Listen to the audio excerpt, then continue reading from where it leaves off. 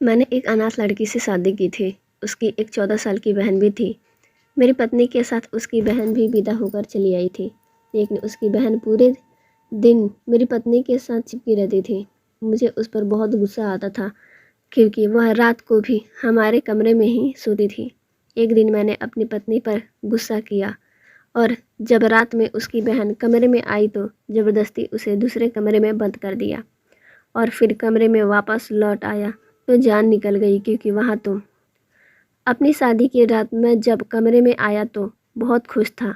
मैंने मुंह दिखाई के लिए कीमती तोहफा भी खरीदे थे, क्योंकि मुझे पता था कि लड़कियों ऐसे तोहफे पाकर खुश हो जाती हैं। जैसे ही मैं कमरे में दाखिल हुआ, मैं चौंक गया। सामने ही नज़ारा बेहद डरावना था। मेरी पत्नी की 14 साल की बहन उसके साथ चिपकर बैठी थी और लगातार रो रही थी। यह रोना कोई सामान्य रोना नहीं था, वह तो लगातार रोए जा रही थी। मुझे देखकर मानवी परेशान हो रही थी। उसने अपनी बहन को डांटकर चुप करा दिया था। मैं बोला, मानवी क्या हुआ इस बच्ची को? इसकी तबीयत तो ठीक है? मानवी ने कहा कि ठीक है, यह तो बस यह सोचकर परेशान है कि मैं अपनी नई ज़िंदगी शुरू करने जा रही हूँ, तो इसका क्या होगा। फिर मैं आगे बढ़कर अमायरा के सर पर हाथ रखा और कहा कि तुम चिंता मत करो, अगर तुम मानवी की बहन हो तो तुम मेरी भी बहन हो। तुम हमारे घर में ही रहोगी। मानवी, तुमने यह बात अमायरा को नहीं बताई क्या? मानवी ने कहा, महेश, मैं इसको बता चुकी हूँ, लेकिन यह बच्ची है ना, इसलिए यह बात को समझ नहीं रही है। लेकिन जैसे जैसे समय बीतेगा तो अपने आप समझ जाएगी। मैं सर हिलाया तो मानवी डरते डरते बोली, महेश, क्या अमायरा हमारे साथ सो सकती है? मेरे माता पिता के गुजरने के बाद यह कमज़ोर दिल की हो गई है, थोड़ी थोड़ी बात पर डर जाती है। मैंने कहा, तुम इजाज़त लेने की क्या ज़रूरत है? इसकी बात सुनकर तो मुझे तब झटका लगा जब इसने यह कहा कि महेश, क्या मैं अमायरा को अपने साथ सुला लूँ जब तक ये संभल नहीं जाती? अमायरा पापा के देहांत के बाद कमज़ोर दिल की हो गई है। ज़रा ज़रा सी बात पर टेंशन लेकर बीमार पड़ जाती है। मेरी अभी अभी नई नई शादी हुई है, मैं कहाँ अस्पताल की चक्कर लगाती फिरूंगी। मैं मानवी की बात समझ गया था। मैंने कहा, ठीक है मानवी, तुम दोनों बहनों इस कमरे में सो जाओ, मैं दूसरे कमरे में चला जाता हूँ। मानवी उठकर मेरे पास आई और बोली, महेश, मैं आपकी एहसानमंद रहूँगी। आपने मुझ पर बहुत बड़ा उपकार किया है।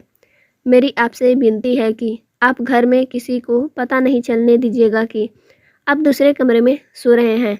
आप चिंता ना करें, जल्दी ही हमारा इस घर से परिचित हो जाएगी और फिर अपनी जिद छोड़ देगी। मैं मुस्कुराकर कहा, मानवी, तुम्हें उदास होने की ज़रूरत नहीं है, मैं तुम्हारे हालात समझता हूँ। वैसे भी मेहमान कल तक वापस लौट जाएंगे, फिर हम तीनों ही तो इस घर में बचेंगे। इतना कहकर मैं अमायरा की तरफ देखा और बाहर चला गया। मैं मानवी को तो तसल्ली दे आया था, मगर खुद को तसल्ली कैसे देता? मेरे मन को बार बार यही आ रहा था कि क्या अमायरा इसी तरह हमेशा मेरी ख्वाहिशों के बीच बाधा बनती रहेगी? मैं भलाई करके अपना ही नुकसान तो नहीं कर डाला, लेकिन मैं बहुत कोशिश करके अपने मन से सभी नकारात्मक विचारों को निकाल डाला। मैं जानता था कि बच्चे ऐसे ही होते हैं।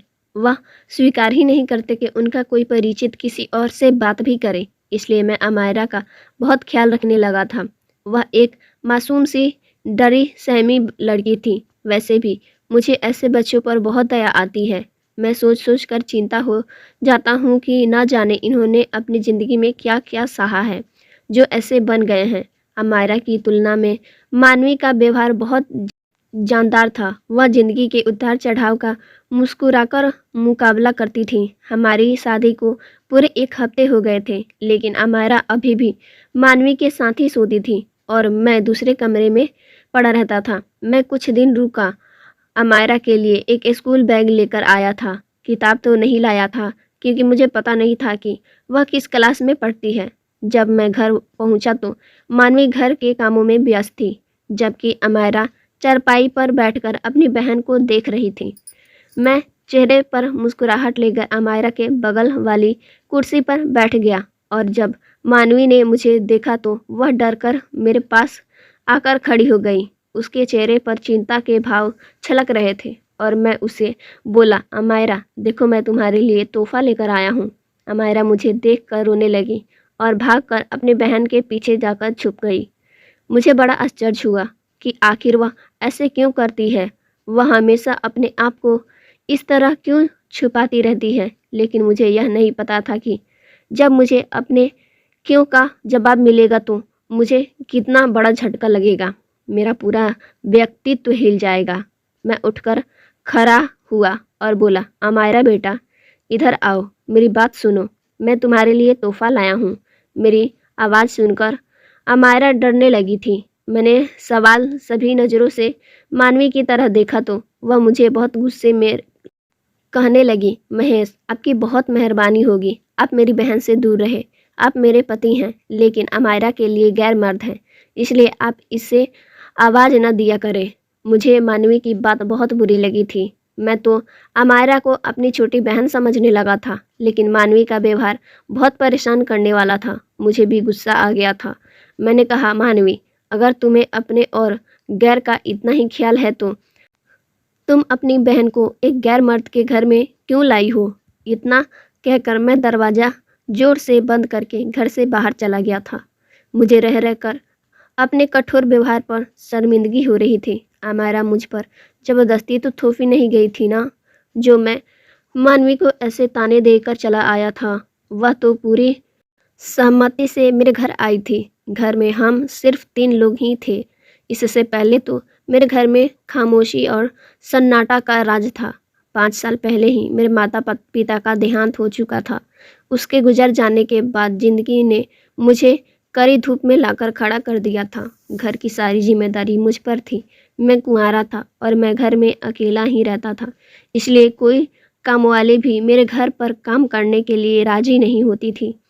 एक दोस्त ने मुझे शादी का सुझाव दिया, इसलिए मैंने अपने रिश्ते की जिम्मेदारी भी उस दोस्त पर डाल दी थी। मैंने दोस्त ने ही मुझे बताया था कि उसके परिचितों में एक अनाथ लड़की है जो दहेज में सिर्फ इनाम ही लेकर आएगी।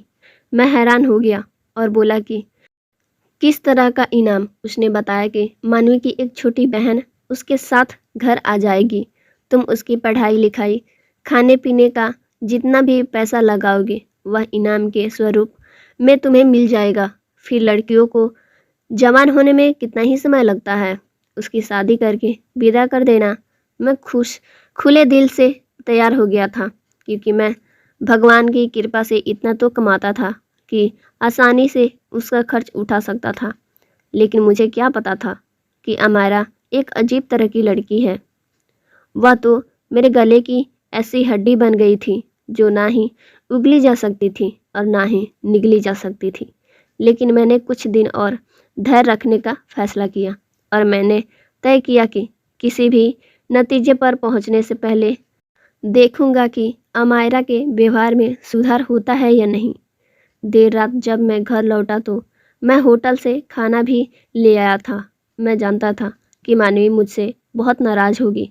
उसकी नाराज़गी दूर करना चाहता था। मैं घर के दरवाजे पर खड़ा था, तभी मैंने कानों में अमायरा की आवाज़ गूंजी थी। वह कह रही थी कि मानवी, क्या अब तुमको तलाक मिलेगा? तुम मेरे साथ वापस चलोगी ना, जहाँ सिर्फ तुम और मैं रहूँगी? किसी तीसरे की मौजूदगी बर्दाश्त नहीं करनी पड़ेगी। मानवी एकदम गुस्से में बोली थी, अपनी बकवास बंद करो अमायरा। तभी हंसने की आवाज़ आई थी और कभी उसने कहा कि अभी तो इस घर में सिर्फ तुम्हारा पति भी नहीं है, तभी तो तुम मुझे असली नाम से पुकारो। अमायरा की बात सुनकर मैं हैरान रह गया था। क्या अमायरा की कोई और नाम था जो मुझसे छुपाया गया था? लेकिन क्यों? मेरे दिमाग में इतनी क्यों जमा हो गई थी कि अब मुझे घुटन होने लगी थी। मैंने दरवाज़ा खोला और घर में दाखिल हुआ। जब मानवी ने मुझे देखा तो वह दौड़कर मेरे पास आई और बोली, महेश, आप कहाँ रह गए थे? मैं आपकी कितना फ़िक्र कर रही थी। मुझे यहाँ देखकर खुशी हुई कि मानवी ने चेहरे पर नाराज़गी का नामो निशान नहीं था। हम दोनों बातें कर ही रहे थे कि अमायरा फिर एक बार फिर से रोने लगी थी। वह बोली, मानवी, तुम इस आदमी से बात मत करो, यह मुझे गुस्से से देखता है। तुम्हारा पति गंदा है। तब मानवी ने शक भरी निगाहों से मेरी ओर देखा था। मैंने अपनी सफाई दी और कहा, क्यों अमायरा बच्चे, क्या होने लगा आपको? मानवी बोली, महेश, मैंने कहा भी था कि आप मेरी बहन से बात मत किया करें। अमायरा को आपके साथ कमरे में ले गई और मैं आंगन में ही इतना सा मुंह बनाकर खड़ा रहा। कुछ ना कुछ तो गड़बड़ जरूर थी। मैं तो इस सब को अमायरा का बचपन समझ बैठा था, लेकिन यह तो कहानी कुछ और ही थी। मेरे दिल में शक का बीज उग चुका था।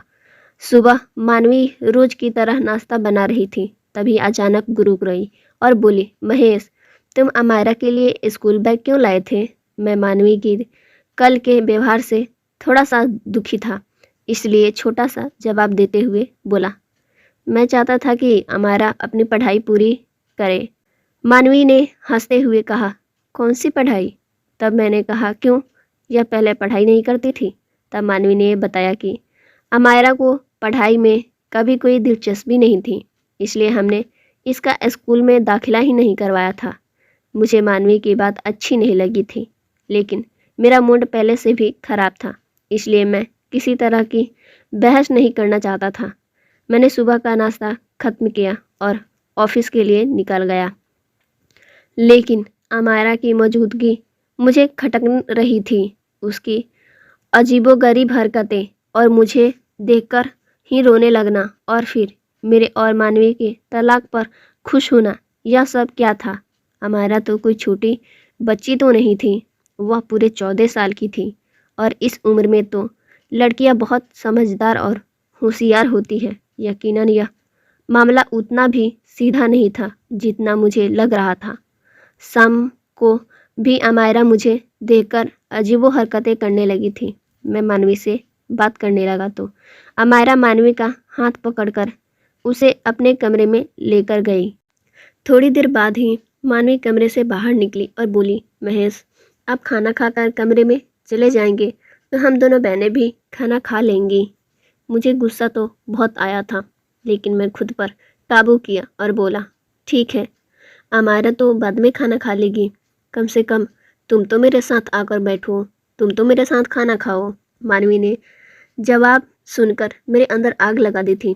वह बोली, महेश, आपको पता है ना कि अमायरा कितनी जीती है। वह बोल रही है कि आपके खाना खाने के बाद और कमरे जाने के बाद ही वह मेरे साथ खाना खाएगी। आप मेरी विनती स्वीकार करें। इतना कहकर मानवी कमरे में चली गई थी। अब मैं अपने आपे से बाहर हो चुका था और मैं खुद पर काबू ना पा सका और कमरे की तरफ बढ़ा। मानवी की आवाज़ आ रही थी। वह अमायरा को कह रही थी, काश तुम की मम्मी पापा के साथ ही मर जाती, कम से कम मेरी ज़िंदगी नरक तो ना बनती। ना जाने तुम मेरी किस गुनाह की सज़ा हो। मैं दरवाज़ा खोलकर अंदर चला गया था और अमायरा की कलाई पकड़कर बाहर खींचता हुआ लेकर आ गया। मानवी भी हैरत हो गई थी। वह हमारे पीछे भागी थी और बोली, महेश, यह आप क्या कर रहे हैं? छोड़ दो मेरी बहन को। आप होश में तो हो, लेकिन सच तो यह था कि मुझे बिल्कुल भी होश नहीं था। अगर होश में होता तो यह सब थोड़ी करता। मैं अमायरा को एक अलग कमरे में बंद कर दिया और मानवी का हाथ पकड़कर उसे कमरे में लेकर गया।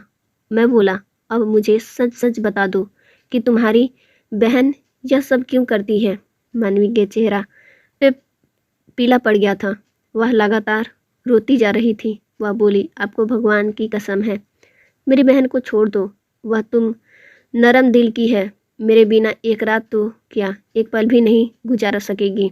मैं चिल्ला कर बोला, क्यों? आजकल के छोटे छोटे बच्चे भी अपने माँ बाप के बिना रह लेते हैं। यह किसी तरह का बहन चारा है कि तुम्हारी बहन तुम्हारे साया ही बन रहती है। मुझे यह सब बिल्कुल भी पसंद नहीं है और ना ही मैं यह सब बर्दाश्त करूँगा। मैं मानवी की ओर घूर कर देखा और कहा, तुम अपना यह रोना धोना बंद करो। लेकिन उसका रोना और तेज होता जा रहा था। मैं कमरे से बाहर निकला कि दरवाजे बंद कर दिया। मुझे लगा दोनों शांत हो जाएंगी, लेकिन दोनों अलग अलग कमरे में खूब दरवाज़ा पीट रही थी। मुझे यह आवाज़ बर्दाश्त नहीं हो रहा था। मैं तो दरवाज़ा खोलकर अमायरा के मानवी के पास लेकर आया और बोला, या तो तुम दोनों सच बता दो वरना तुम दोनों की खैर नहीं। अमायरा पूरी तरह डर गई थी। वह अपनी बहन के गले लगकर रोने लगी थी और बोली, प्लीज़ जीजू, आप मुझे मत बेचना। आप जैसे बोलेंगे मैं वैसे करूँगी। मैं बोला, पहले यह बताओ कि तुम ऐसे क्यों करती हो मेरे साथ। तब उसने कहा कि मैं आपको सब सच सच बताती हूँ, लेकिन आप मुझसे वादा करें कि आप किसी को कुछ नहीं बताएंगे। तब मैंने कहा कि ठीक है, पहले तुम बताओ। तब उसने रोते हुए कहा कि मैं लड़की नहीं हूँ। उसकी यह बात सुनकर मैं हैरान था। मैं बोला, तुम यह क्या बोल रही हो? हाँ, मैं लड़की नहीं हूँ बल्कि एक किन्नर हूँ। मेरा जन्म हुआ था तो मेरे बाबा मुझसे बहुत नाराज़ थे। वह तो मुझे जान से मारने वाले थे, लेकिन मेरी माँ ने मुझे बचाया। जब मैं बड़ी हुई तो मेरे बाबा मुझे बहुत मारते थे और कहते थे कि तू लड़की नहीं है और ना ही लड़का है, मैं तुझे किन्नर से बेच दूंगा। तब मेरी माँ हर बार मुझे मेरे बाबा से बचाती थी। मेरे बाबा बहुत शराब पीते थे और हमेशा इधर उधर नाले में गिरते पड़ते रहते थे, जिसकी वजह से एक दिन उनकी मौत हो गई। उसके बाद मेरी माँ की हम दोनों का ख्याल रखती थी। मेरी माँ कहती थी कि मैं तुझे लड़का नहीं और लड़की बनाकर रखूँगा। मैंने कहा, क्यों माँ, मैं तो लड़का हूँ ना। तो मेरी माँ कहती थी कि नहीं, अगर मैं तुझे लड़का बनाकर रखी तो यह दुनिया वाले तुझे जीने नहीं देंगे, वह पहचान जाएंगे। इसलिए मैं तुझे लड़की बना के रखूँगी, क्योंकि तू एक किन्नर है। मैं बहुत उदास होती थी और मैं बहुत रोती भी थी, लेकिन कर भी क्या सकती थी। ऐसे ही मेरी माँ भी एक भारी बीमारी हुई, जिसकी वजह से उनका भी मौत हो गया। इसके बाद मेरी चाची ने मुझे अपने पास रखा, लेकिन मेरी चाची का बेटा कहता था कि तुम एक किन्नर हो और किन्नर नाचते हैं, तुम नाच के दिखाओ, और मुझे नचवाते थे।